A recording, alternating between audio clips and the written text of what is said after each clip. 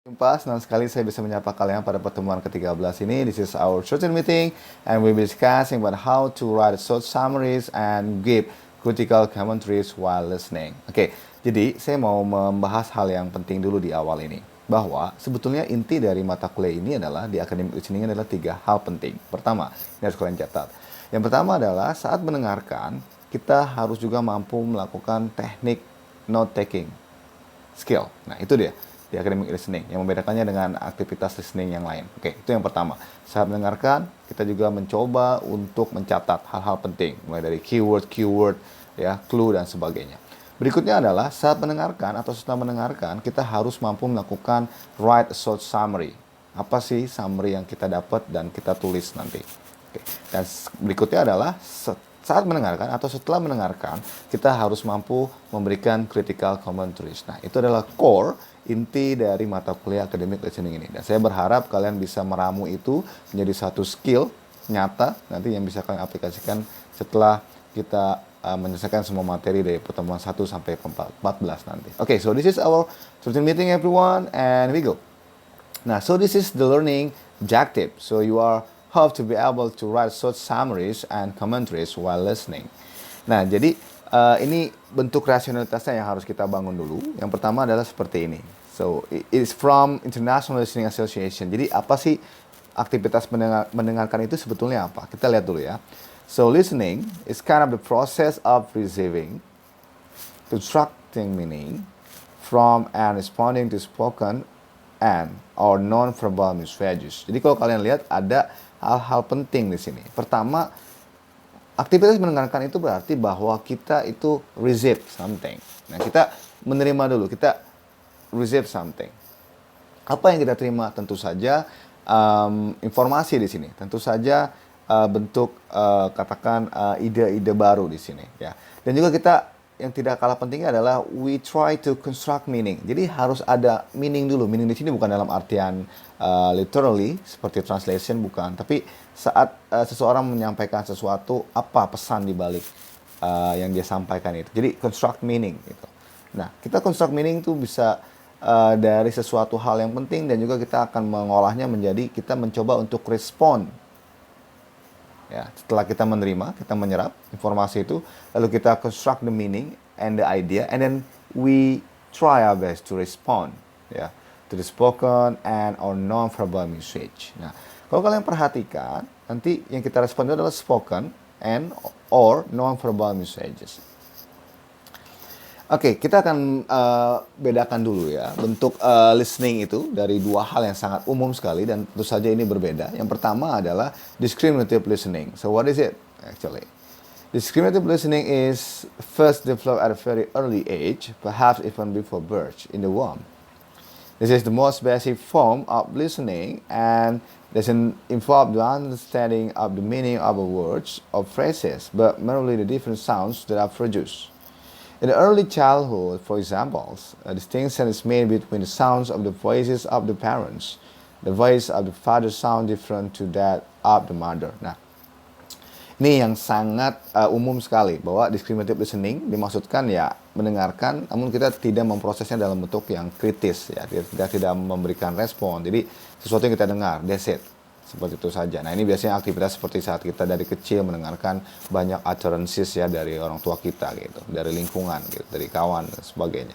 Nah, lalu ada bentuk comprehensive listening. Yes. Nah, jadi kalau kalian tadi sempat menyambungkan finding the dot, inti dari apa materi perkuliahan ini, academic listening ya dari mata kuliah ini, betul bahwa kita bersama mencoba ya membawa aktivitas listening ini menjadi comprehensive listening. Nah, nanti aktivitasnya tadi 3 ya, mencatat hal-hal pentingnya, keyword, clue-nya, dan juga kita menulis short summary-nya, conclusion juga bisa jadi di sana, dan juga yang terpentingnya adalah kita memberikan critical commentaries. Jadi kita mengkritisi apa yang kita dengar, ya. Oke, kita lihat dulu apa maksud dari comprehensive listening di sini. Pertama, comprehensive listening is complemented by sub-message from non-verbal communication, such as the tone of the voice, gesture, and other body language. These non-verbal signals can greatly aid communication and comprehension, but can also confuse and potentially lead to misunderstanding. And in many listening situations, it is vital to seek clarification and use skills such as reflection and comprehension. Ya, um, sorry, ya, saya akan coba fokus ke bagian ini, di mana di bagian comprehensive listening ini, wow, sorry.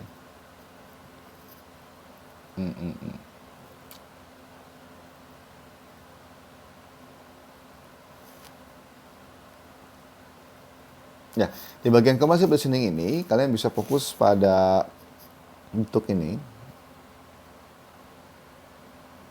Ya. Comprehensive listening is complement by sub-message. Nah, jadi sub-message. Jadi nanti pesannya itu tidak utuh. Ya, atau pesan-pesan yang mulai dari verbal atau non-verbal message. Ya. Nah, dia bisa muncul dari non-verbal communication. Ini adalah bagian tersulitnya, yang non-verbal communication. Bahwa aktivitas komunikasi tidak harus terjadi dalam bentuk real ya, atau faktual seperti verbal communication. Atau yang abstrak seperti non-verbal itu boleh jadi muncul. Seperti apa sih? Seperti tone of the voice, ya, suara, ya, gesture, and body language. Itu masuk kategori non-verbal communication. Nah, bentuk-bentuk non-verbal communication inilah yang sebetulnya harus kita berikan fokus ya dan perhatian pada bentuk ini. Kenapa? Karena dia bisa membantu kita menarik ya satu terjemahan atau kesimpulan dan merespon nanti. Kenapa? Karena dia bisa lead to ya also confuse and potentially lead to the misunderstanding. Ya. Karena jika kita tidak ramu ya yang sifatnya dari top down dan juga bottom up, boleh jadi kesimpulan kita itu berbeda karena bahasa tubuh ya gesture, body language, the tone of the voice itu mempengaruhi juga pesan dari apa yang kita dengar sebetulnya. Nah, in many listening situation it is vital to seek clarification. Nah, jadi sebetulnya pada aktivitas listening itu banyak sekali yang harus kita cari klarifikasinya. Nah, itu dia. Jadi di mata kuliah ini, academic listening, kita mencoba untuk mengkritisi. Kita mencoba untuk clarify. Karena boleh jadi kita menangkapnya A, sebetulnya maksudnya C, atau bahkan Z. Jadi itu sangat jauh sekali. Jadi we need to use skills such as reflection, comprehension. Nah, jadi we need to reflect from the thing we got, ya, from the thing we have heard, ya. From the academic listening, from the speech, from the discussion. Oke. Jadi itu hal terpenting di academic listening. Nah, saya akan coba merecap ya. Yang pertama, sebetulnya hal pentingnya 3. Pertama, kita saat mendengarkan mencatat hal pentingnya. Berikutnya, kita juga menulis short summary dan juga kita mencoba untuk memberikan critical commentaries. Nah, itu semua kalau sudah bisa diramu dengan baik, berarti kita sudah melakukan satu aktivitas listening yang bahkan masuk kategori academic listening. Atau ada satu terminologi lain masuk kategori adalah critical listening. Yap, jadi itu saya rasa. Nah, berikutnya seperti biasa, saya sangat berharap sekali kalian mampu melakukan self autonomous learning dan self learning di sini untuk bersama-sama ya melihat video yang ada di YouTube ini dan kalian jawab beberapa pertanyaan. Nah, seperti tentang video ini berjudul What Really Happened to the Plastic You Throw Away. Jadi kalian bisa catat hal pentingnya mulai dari proses dan juga ada danger-nya. Dan juga ada video berjudul History is Deadliest Color. Kalian pastikan the use-nya itu apa, the effect-nya apa, the stories of this color. And ada judul juga seperti ini, Why You Think It's Bad For You.